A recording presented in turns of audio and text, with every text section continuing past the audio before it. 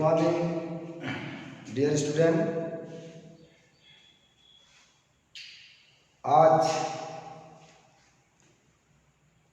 Class 12 का second chapter कोडालर solution जो पिछली ऑनलाइन क्लास पे स्टार्ट हुआ था उसी को आज मैं आगे कंटिन्यू करूँगा। आज कोडालर सॉल्यूशन का लेक्चर 2 ऑनलाइन क्लास है। लेक्चर 2 ऑनलाइन क्लास है,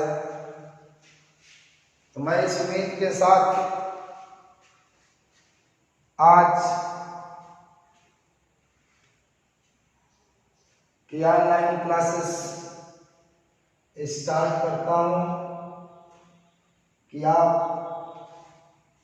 घर पर रहकर ईमानदारी पूर्वक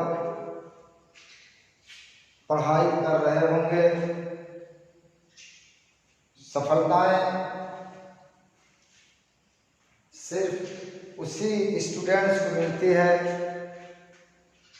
जो पढ़ाई पर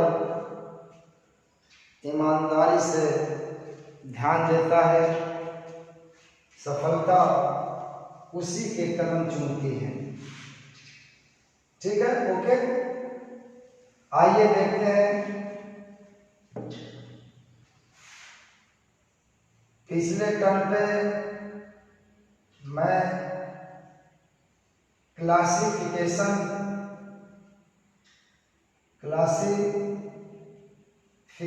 ऑफ कोडालर सॉल्यूशन बता रहा था।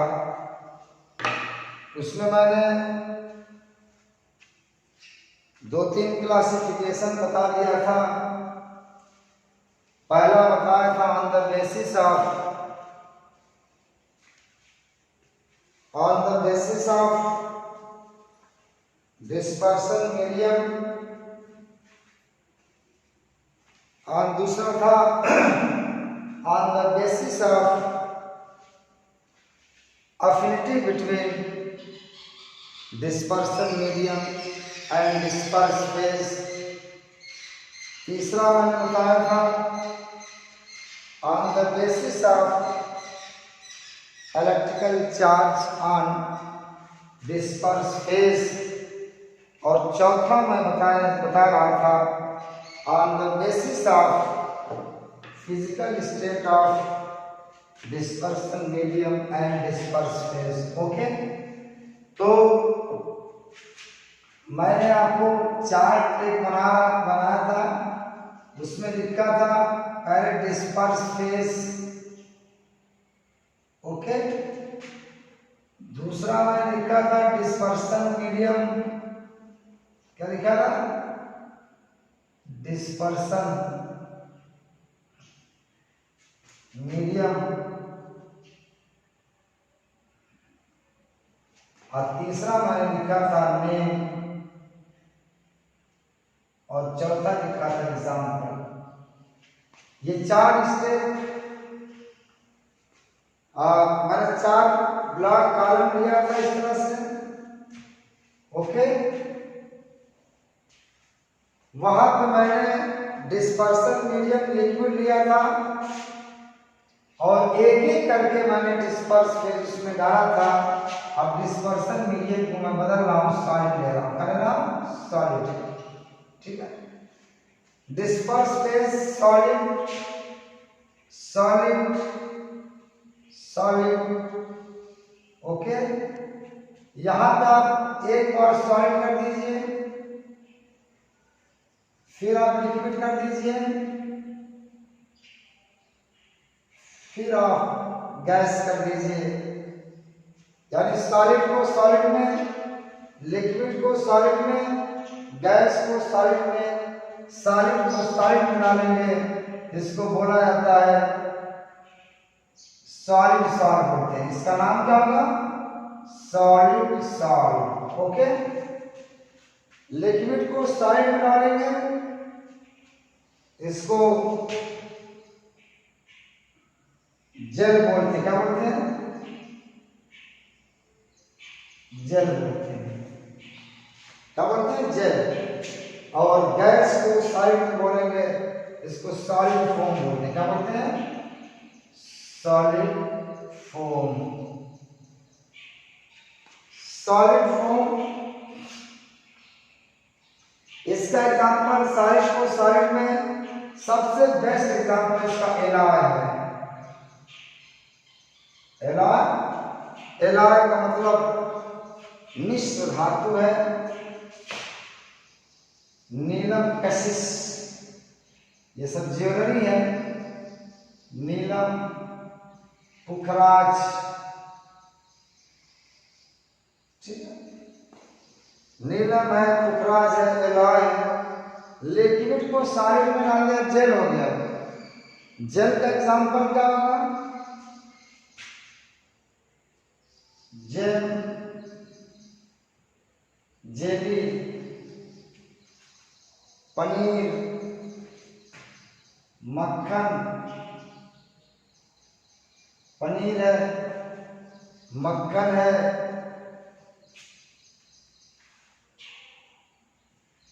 ठीक है। ये आपका जेल में आ गया। और सॉलिड फॉर्म में, सॉलिड में गैस है, इसको हम क्या कहेंगे? सॉलिड गैस है। प्यूमिस ब्रिक, झामा पत्थर जिसको कहते हैं। भट्ठे में ईंट कुछ निकलती है जो इरेगुलर शेप की होती है, गैस के कारण टूट जाती है। स्टाइरिन, स्टाइरिन है। रबर है,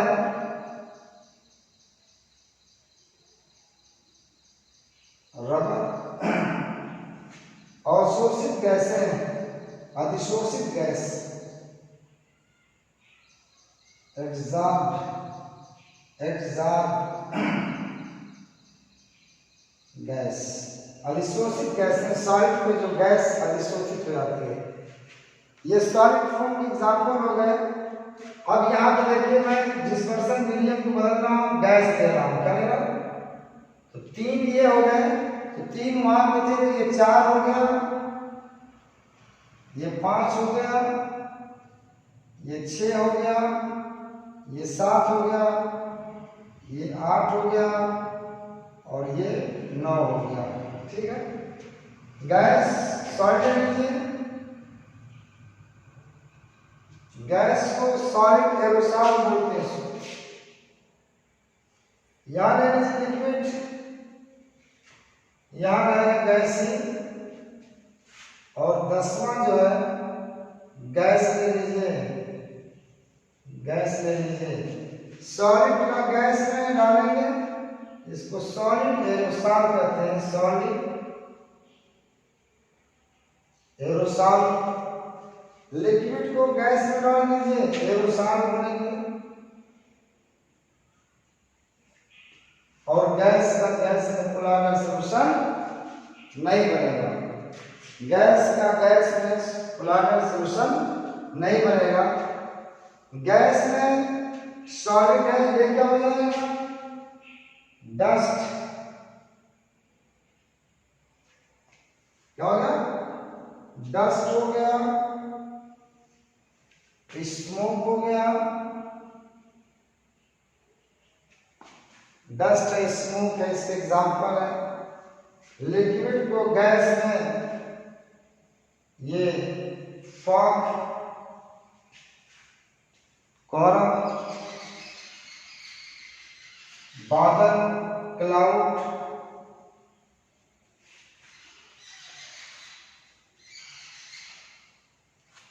ठीक है।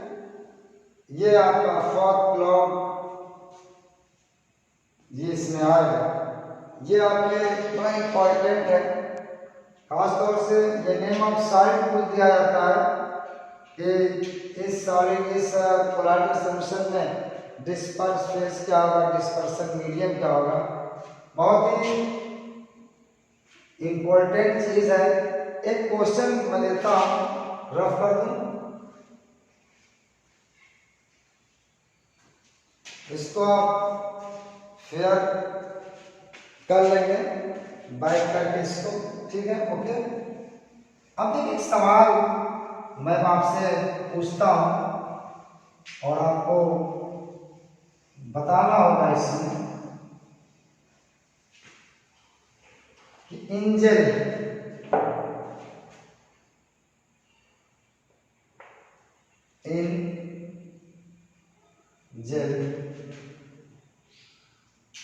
disperse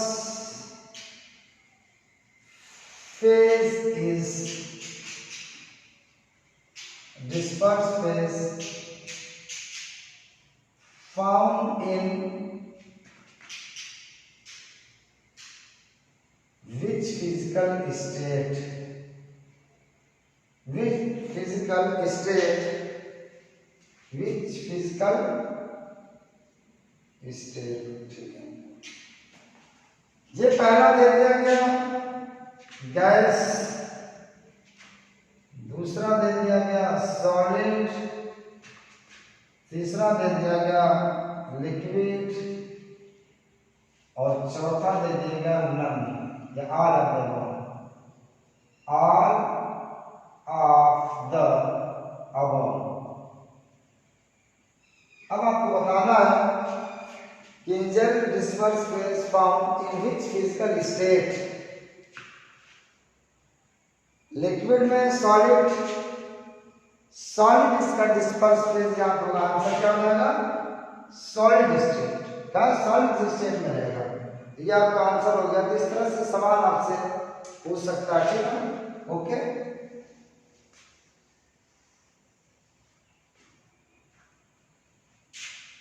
आइए अब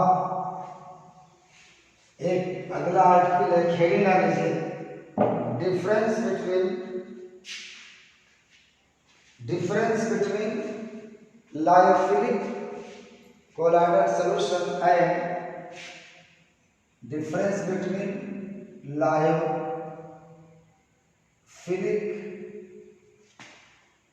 colloidal solution and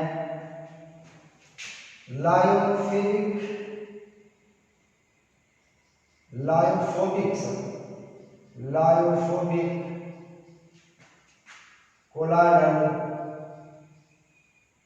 solution। ये आर्टिकल आपका है difference between lyophilic colloidal solution and lyophilic colloidal solution and lyophobic colloidal solution, okay. ये तीन कॉलम मैंने चार्ट बनाया है, इसको आप फेयर कर लीजिए, इसको आप उतारिए।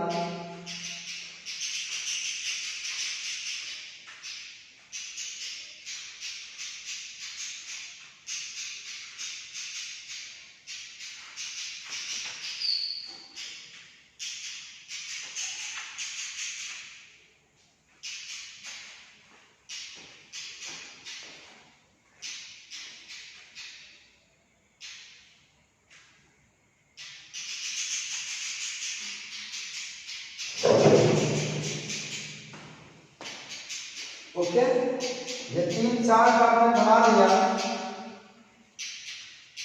अब पहली आप प्रॉपर्टीज में लिखिए प्रिपरेशन,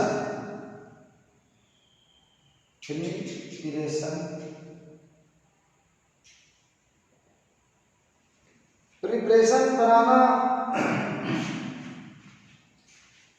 यह द्रव से नहीं कुल्हाड़ी के लिए नया द्रव विरोधी है, यह आसानी प्रयोग बन जाता है, इजीली डिफिकल्ट, यह इजीली बन जाता है और डिफिकल्ट से बनता है। डिफिकल्ट है इसका बनाना, क्योंकि पीछे आपने बता चुका कि द्रव्यस्नेही कोलॉइडल मीडियम में डिस्पर्सन मीडियम और डिस्पर्स फेज के मध्य जो होता है आकर्षण ज्यादा होता है, एफिनिटी ज्यादा होती है, जिससे आसानी पूर्वक यह कोलॉइडल नेचर में आ जाते हैं। लायोफोबिक कोलॉइडल सॉल्यूशन में इनके साइज और इनके ये आसानी से नहीं बन पाते हैं। डिस्पर्स फेज और डिस्पर्सन मीडियम के बीच जो एफिनिटी होती है वो कम होती है, इसलिए आसानी से नहीं बन पाते। ओके, दूसरी पॉइंट में size of particle, size of particle का जो साइज होता है यह कोलॉइडल रेंज का होता है। इसमें क्या होता है, ये कोलॉइडल रेंज का होता है, कोलॉइडल रेंज का होता है। और इसमें या तो कोलॉइडल रेंज से छोटा होगा या तो कोलॉइडल रेंज से क्या होगा, बड़ा होगा। देखिए, ग्रेटर देन या less than colloidal nature, colloidal range. Particle का आकार यहाँ तो कोलॉइडल रेंज का होता है, यहाँ पे या तो कोलॉइडल नेचर से बड़ा, रेंज से बड़ा होगा या तो कोलॉइडल रेंज से क्या होगा, छोटा होगा। ओके,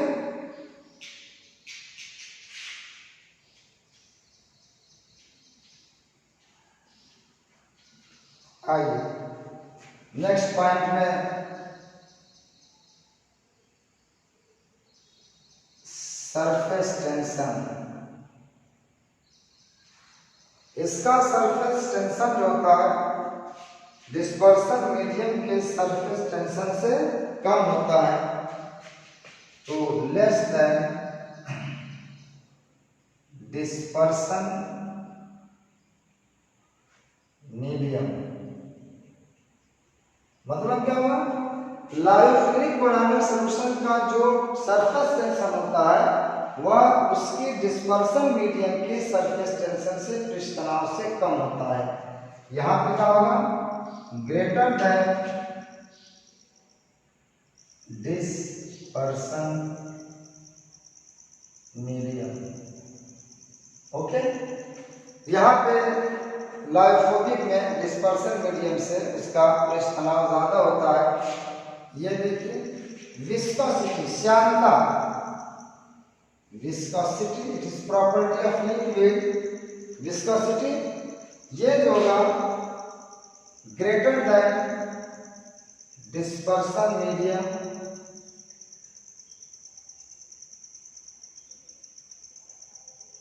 और ये क्या होगा, less than dispersion medium.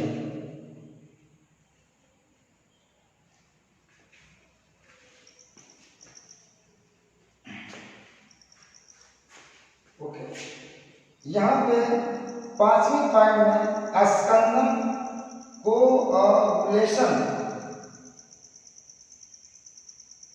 Skandan कोअगुलेशन इसका आसानी पूर्वक होता है, इसका आसानी पूर्वक नहीं होता है।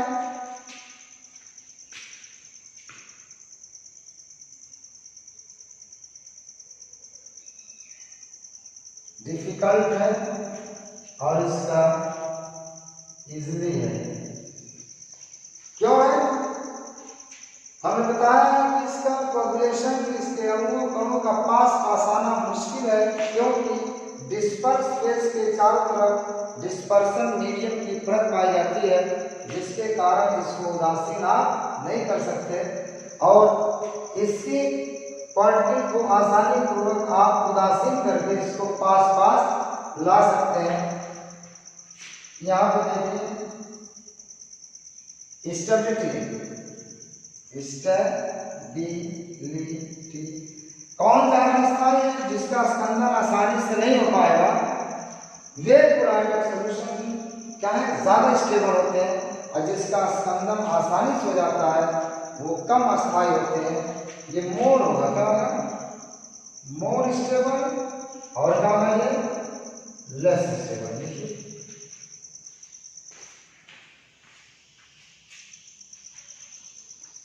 Okay,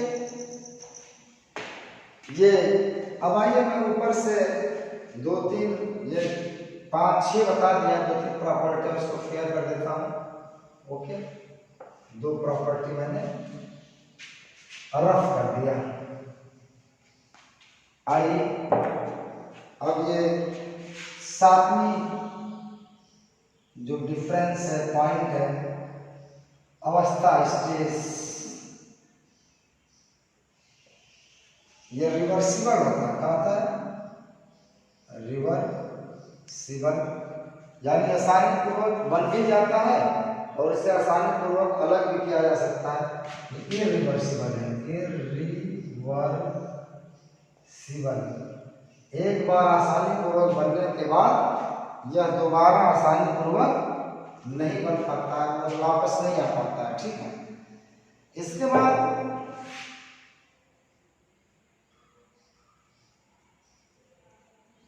brownie movement, Brownian movement आएगा आगे सभी प्रॉपर्टी में। ब्राउनियन मूवमेंट ये कम देते हैं, लेस, और ये ज्यादा, इनके पार्टिकल बड़े होते हैं, इसलिए इसमें ब्राउनियन मूवमेंट ज्यादा देखा जाता है। ठीक है,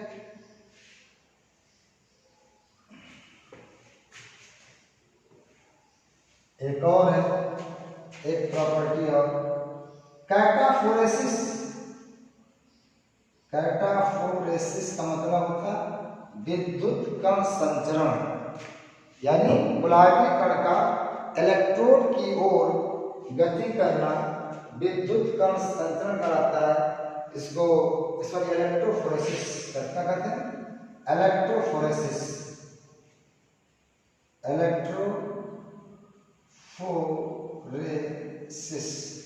इलेक्ट्रोफोरेसिस। ओके, इलेक्ट्रोफोरेसिस, इससे कि आपको पता है इस गुलाबी कण के चारों तरफ जो चार्ज पाए जाते हैं वो तो ठीक है, लेकिन इस डिस्पर्स फेस के चारों तरफ डिस्पर्सन मीडियम पाए जाने के कारण यह किसी भी इलेक्ट्रोड की ओर गति नहीं करते हैं, यानी लेस इलेक्ट्रोड शो करते हैं। और ये क्या होगा? मोर। क्यों? इसके पार्टिकल के चार्ज बिल्कुल ओपन होते हैं, किसी भी डिस्पर्सन मीडियम द्वारा ये कवर नहीं होते, इसलिए यह इलेक्ट्रोड की ओर तेजी से क्या मूव करता है। ये आपके डिफरेंस है between lyophilic and lyophobic short. It is very important for intermediate examination and other competitive examination. तो डियर स्टूडेंट, रीड डीपली, हर एक चीज को मन से पढ़िए। अब मन से किया गया काम कभी असफल नहीं होता है, मन से किया गया काम सदैव सफल होता है। ये ध्यान रखिएगा। ये कुछ सारे स्लोगन्स हैं और कहीं कहीं विफलता जो होती है उसके जिम्मेदार वह व्यक्ति होता है जो असफल हुआ। ये सच्चाई है। इस सच्चाई पर जो छात्र काम करेगा उसके अंदर इंप्रूवमेंट आएगा। किसी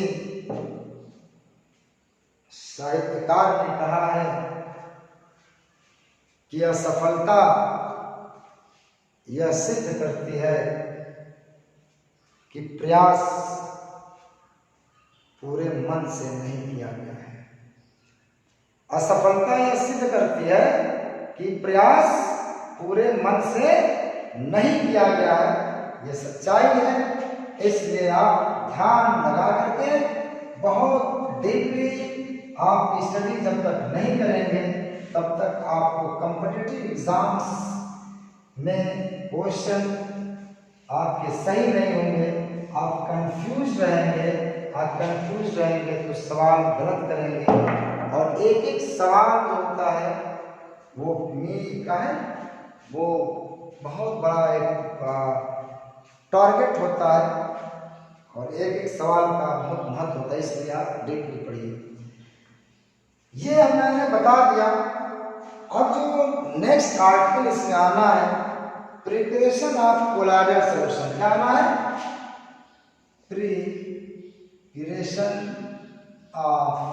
preparation of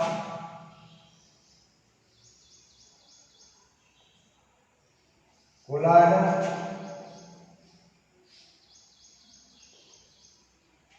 preparation of colloidal solution.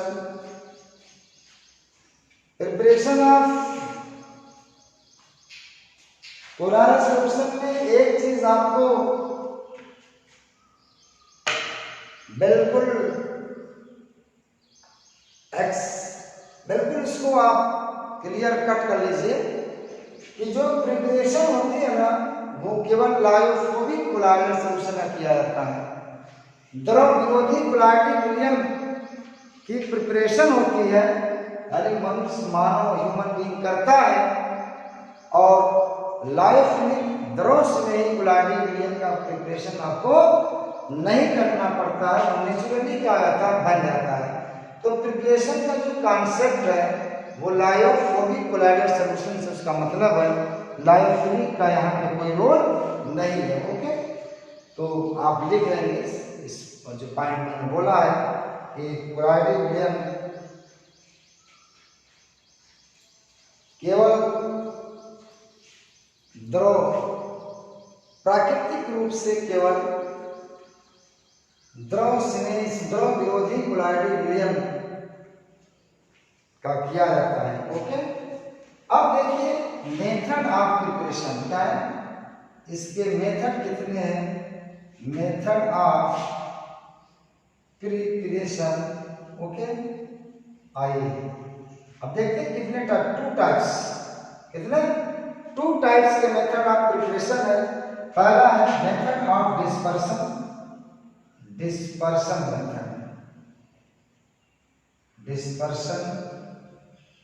Method, और दूसरा है कंडेंसेशन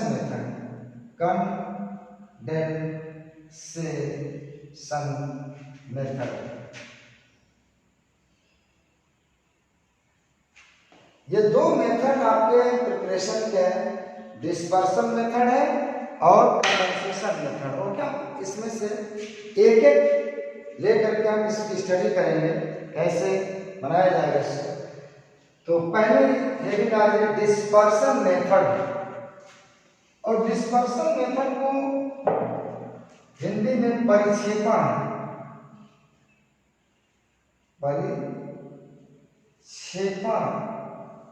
विधि कहा जाता है। ओके, परिक्षेपण विधि, इसमें कब इस मेथड का प्रयोग किया जाता है? जब आपके पार्टिकल का जो रेंज, साइज का रेंज होता है वह कोलाइडल नेचर से बड़े होते हैं, यानी वो सस्पेंशन के रेंज में होते हैं। इस विधि का प्रयोग उस समय किया जाता है जब पार्टिकल का आकार बड़ा होता है, जिसे तोड़कर कोलाइडल कण के परास में लाया जाता है। बात समझ आई? इस विधि का प्रयोग उस समय किया जाता है जब कण का आकार कोलाइडल कण के आकार से बड़ा होता है, जिसे तोड़कर कोलाइडल कण के आकार में लाया जाता है। इसको हम परिक्षेपण मेथड कहते हैं। ठीक है, अब परिक्षेपण मेथड की तीन विधियां बनाने की, क्या? तो हेडिंग डाल लीजिए method of types of dispersion method. Types of dispersion method, types of dispersion method. Types of dispersion method में पहला देखिए मैकेनिकल डिस्पर्शन,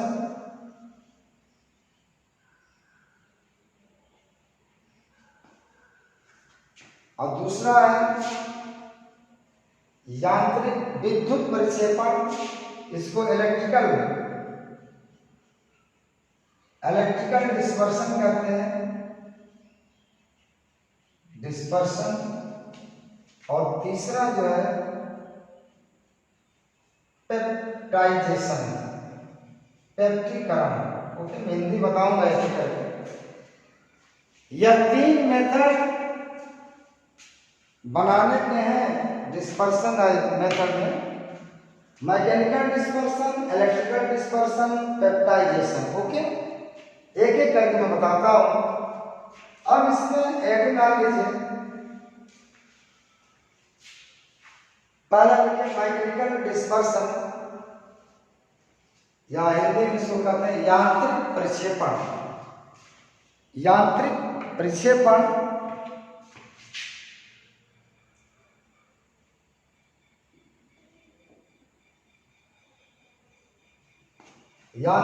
प्रक्षेपण इस तरह से देखिए। इसमें होता क्या है कि इसमें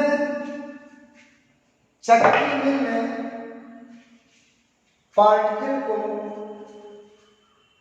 पीस करके कोलाइडिंग करके आकार में लाया जाता है।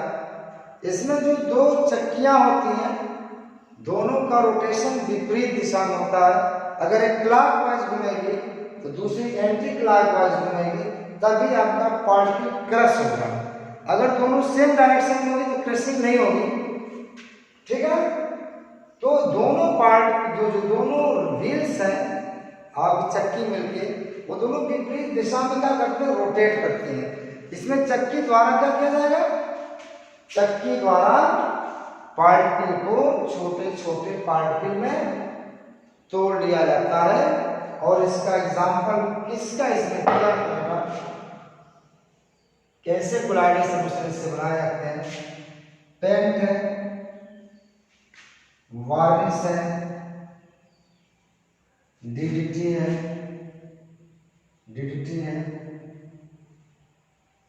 गैमेक्सन है, बीएचसी इसको कहते हैं, BHC।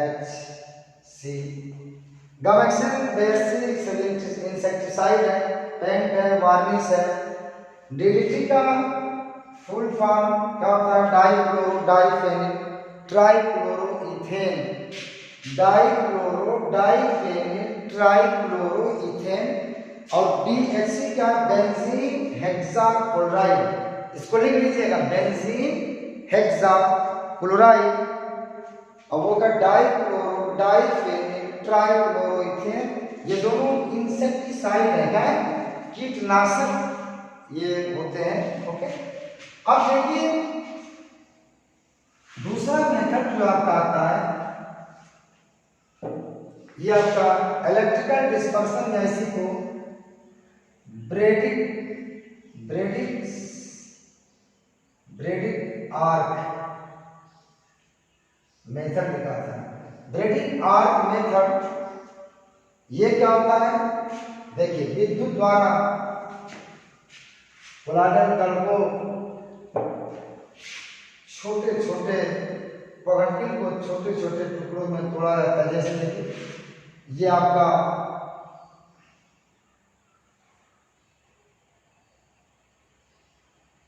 KOH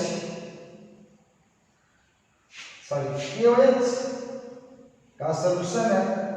इसमें 2 इलेक्ट्रोड इसमें अप्लाई करते हैं। यहाँ पे इस कंटेनर को चारों तरफ से बर्फ से ढक दिया जाता है, क्या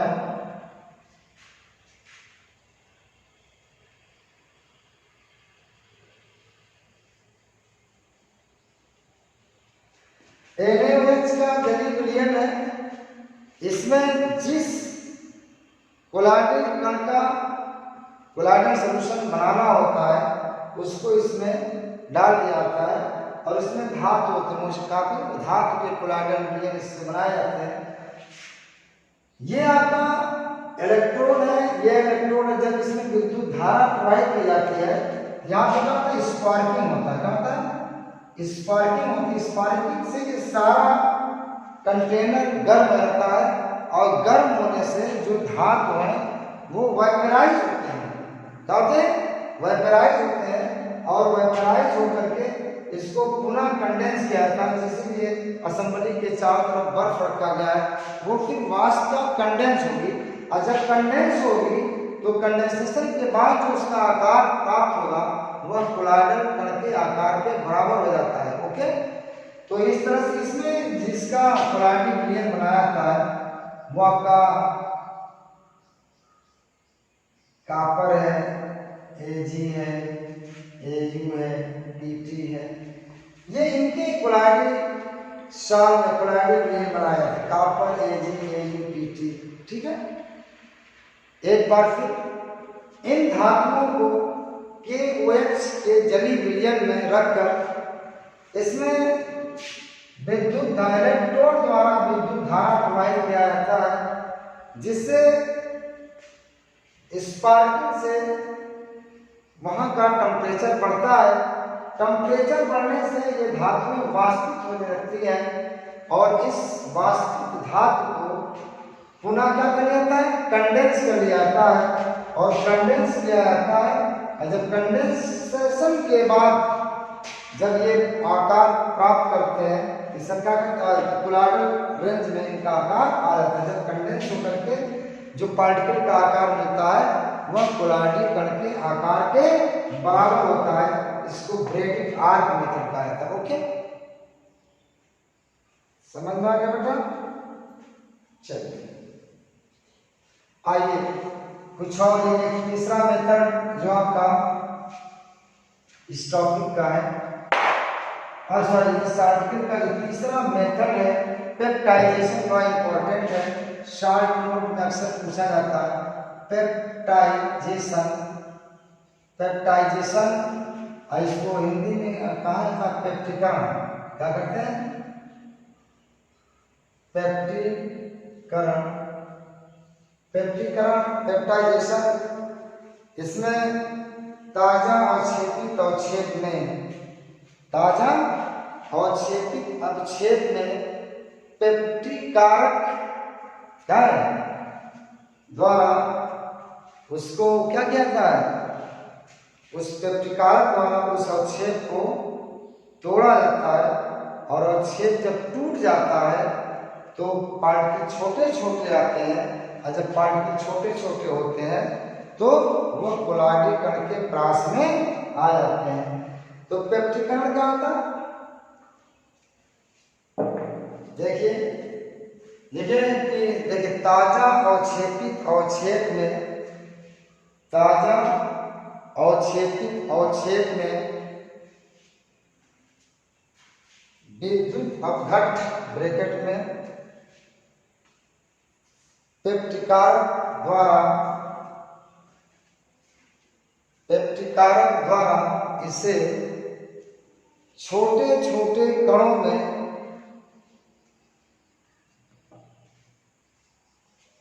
तोड़ दिया जाता है। इसे पेप्टिकरण कहते हैं। इसे क्या कहते हैं? पेप्टिकरण कहते हैं। एग्जाम्पल ये फेरिक हाइड्रोक्साइड है। क्या है? फेरिक हाइड्रोक्साइड ये अवक्षेप है, प्रेसिपिटेट है, पीपीटी अवक्षेप प्रेसिपिटेट प्लस फेरिक क्लोराइड विद्युत अपघट्ट इसमें जब डाला जाएगा, ओके बात समझ में आई? तो फेरिक हाइड्रोक्साइड के चारों तरफ देखिए, ये फेरिक हाइड्रोक्साइड के चारों तरफ फेरिक हाइड्रोक्साइड का पार्टिकल है, इसके चारों तरफ Fe प्लस प्लस क्या है? Fe प्लस प्लस क्या हो जाएगा? आकर Fe प्लस प्लस आकर जमा हो जाएगा, जिसके कारण फेरिक हाइड्रोक्साइड कण के मध्य क्या हो जाएगा? प्रतिकर्षण हो जाएगा, रिपल्सन हो जाएगा, जिससे आपका अवक्षेप क्या हो जाएगा? टूट जाएगा। और जब अवक्षेप टूट जाएगा तो इसको कोलॉइडल कण का आकार प्राप्त हो जाएगा। एक एग्जाम्पल ये व्यक्तीकरण करा। ओके, अब देखिए दूसरा एग्जाम्पल इसका है AgCl। क्या है? AgCl में KCl में डाल दिया था, ये विद्युत अपघट्ट है। KCl का विद्युत अपघट्ट है, AgCl का अवक्षेप है, ppt है। इसमें AgCl का जो कण है उसके चारों तरफ क्या होगा? उसके चारों तरफ Cl minus Cl minus Cl minus Cl minus ये सब आकर के क्या हो जाएंगे? जमा हो जाएंगे, जिससे कोलाइडी कण के चारों तरफ ऋण आवेश उत्पन्न हो जाएगा। और जब ऋण आवेश उत्पन्न हो जाएगा, यह Agl के पार्टिकल एक दूसरे को प्रतिकर्षित करने लगेंगे। इस प्रतिकर्षण से अवक्षेप क्या हो जाएगा? टूट जाएगा। जब अवक्षेप टूट जाएगा तो पार्टिकल को कोलाइडी कण का आकार प्राप्त हो जाएगा। ठीक है ना? ये व्यक्तीकरण के एग्जाम्पल दो रहे और उसकी डिफिनेशन मैंने बता दिया। ओके, चलिए अब ये तीन मेथड थे आपके डिस्पर्शन में, और दूसरा मेथड कंडेंसेशन विधि का है। कंडेंसेशन विधि लिखिए, कंडेंसेशन मेथड। कंडेंसेशन मेथड, ये कंडेंसेशन मेथड क्या होता है? इसका प्रयोग कब किया जाता है? कि जब कण का आकार कोलाइडी कण के आकार से छोटा होता है, इनके पार्टिकल को संघनित करके कोलाइडी कण के आकार में लाया जाता है। इसको कंडेंसेशन मेथड कहते हैं या विधि कहते हैं। Okay, understand? बात समझ आ गई?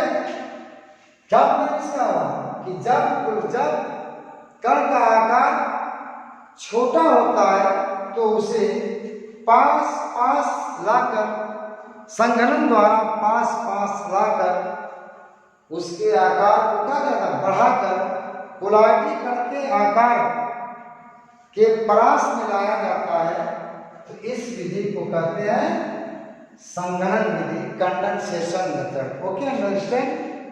लिख लेंगे, समझ गए होंगे। अब देखिए इसकी दो विधियां हैं। एक तो रासायनिक विधि है, इसका मेथड वो है केमिकल मेथड, और फिजिकल मेथड।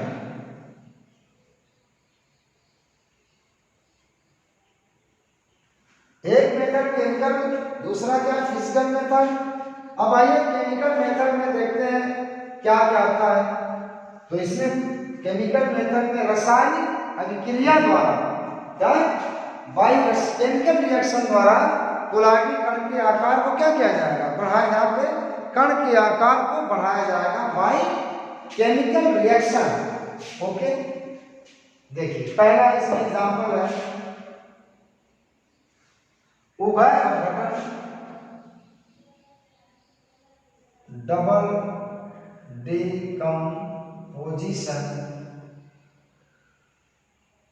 इसमें धातु सल्फाइड के कोलाइडी विलयन बनाए जाते हैं। किससे? धातु सल्फाइड के। डबल डिकम्पोजिशन, उभय अपघटन द्वारा धातु सल्फाइड के कोलाइडी विलयन बनाए जाते हैं।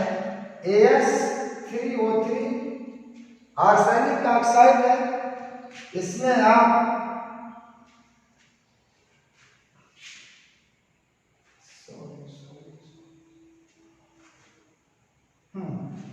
इसमें H2S गैस डाल दीजिए, H2S से रिएक्शन कराएंगे तो ये हो जाएगा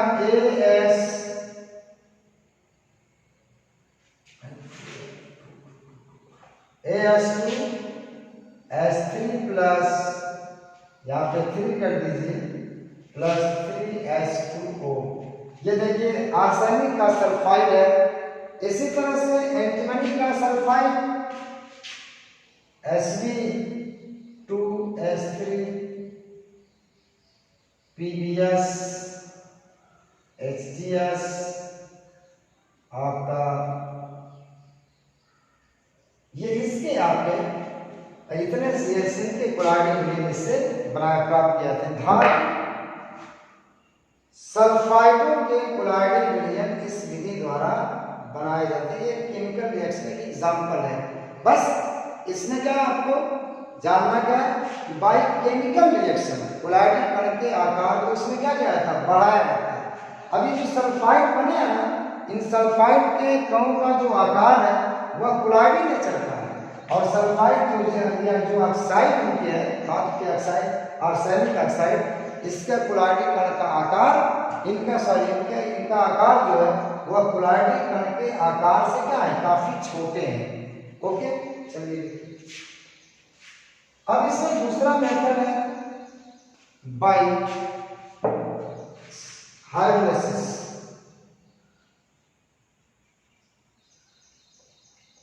जब अपघटन द्वारा इसमें धातु के हाइड्रोक्साइड के कोलाइडिंग विलयन प्राप्त किए जाते हैं। जिसके धातु के इसमें हाइड्रोलिसिस होती है। किसका देखिए, फेरिक क्लोराइड है प्लस H2O जल से रिएक्शन करा दिया, फेरिक हाइड्रोक्साइड बनेगा, बनेगा फेरिक हाइड्रोक्साइड। अब 3 OH है, 3 ऑक्सीजन है, मुझको 3 से गुणा करना पड़ेगा, प्लस 3HCl आपका जो फेरिक हाइड्रोक्साइड मिला है। अब ये कोलाइडिंग कण के आकार का पार्टिकल हो गया, यह कोलाइडिंग कण का आकार प्राप्त कर लिया। इसका जो कोलाइडिंग विलयन है इस मेथड से बनाया जाएगा। दूसरा देखिए क्रोमिक क्लोराइड, वही चीज है, H2O CrOH3 plus 3H2, chromic hydroxide plus 3H2O। इस तरह से इस विधि द्वारा जो कोलाइडिंग विलयन प्राप्त किया जाता है ना, वो धातु के हाइड्रोक्साइड होते हैं, फेरिक हाइड्रोक्साइड, क्रोमिक हाइड्रोक्साइड। इसी तरह से एल्युमिनियम हाइड्रोक्साइड के कोलाइडिंग विलयन प्राप्त किए जाते हैं। हाइड्रोलिसिस का मतलब जल से रिएक्शन आपने करा दिया। ओके, हाइड्रोलिसिस हो गया। ठीक,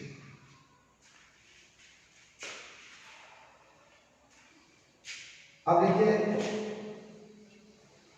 अगला मेथड बाय ऑक्सीडेशन।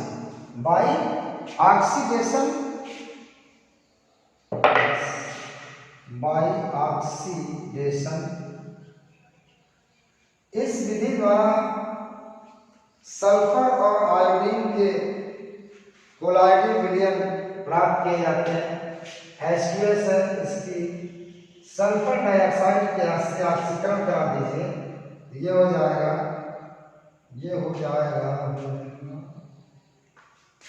यहाँ ऐसे कर दीजिए 2H2O प्लस 3S। ये सल्फर जो है कोलाइडल नेचर का, कैसे नेचर का, कोलाइडल नेचर का।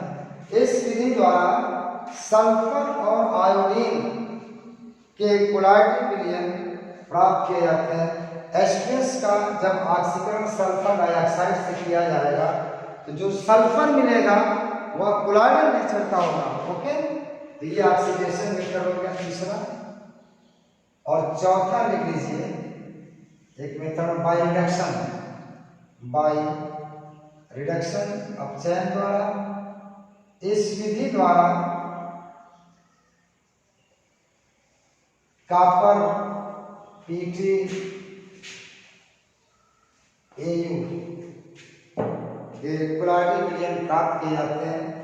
आज कोलाइड देखिए AuCl3 प्लस N2H4 हाइड्रोजन है, क्या हाइड्रोजन है, N2H4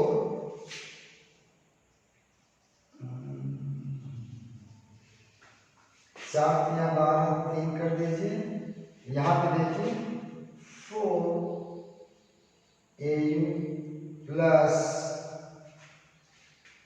प्लस 3N2 प्लस, अभी आपको दिखा सकते हैं 12 SCl। ये देखिए आपका जो गोल्ड मिला ना, या कोलॉइडल इसका कण जो है वह कोलॉइडल कण के आकार के रेंज में है, इसलिए इससे हम जो है गोल्ड का कोलॉइडल विलयन प्राप्त किया था। इसको कैसियस ऑफ पर्पिल भी कहते हैं, कैसियस ऑफ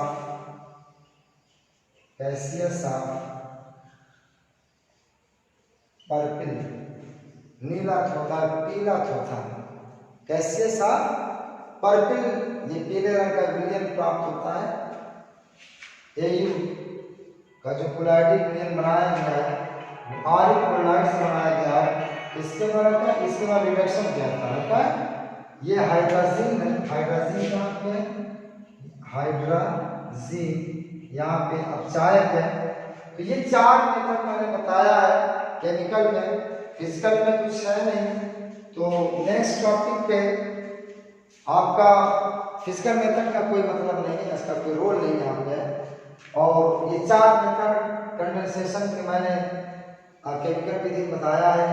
तो ये जो रिएक्शंस हैं, बस ये रिएक्शंस मेन्स हैं, ये आपको याद रखना होगा कि किस तरह से ऑक्सीडेशन हुआ, किसका हुआ, कैसे हाइड्रोलिसिस किस कौन सा कोलॉइडल विलयन बना इससे, ये महत्वपूर्ण चीज़ है। ओके, तो आज की क्लास में बस इतना ही, और जो नेक्स्ट क्लास होगी उसमें मैं प्यूरिफिकेशन ऑफ कोलॉइडल विलयन, क्या प्यूरिफिकेशन ऑफ कोलॉइडल सॉल्यूशन के बारे में बताऊंगा। तो इसी के साथ मैं क्लास को फाइनल करता हूँ। अपना ध्यान रखते हुए पढ़ाई को आप बहुत ही हार्डली आगे बढ़ाएं। ओके, ठीक है, थैंक यू।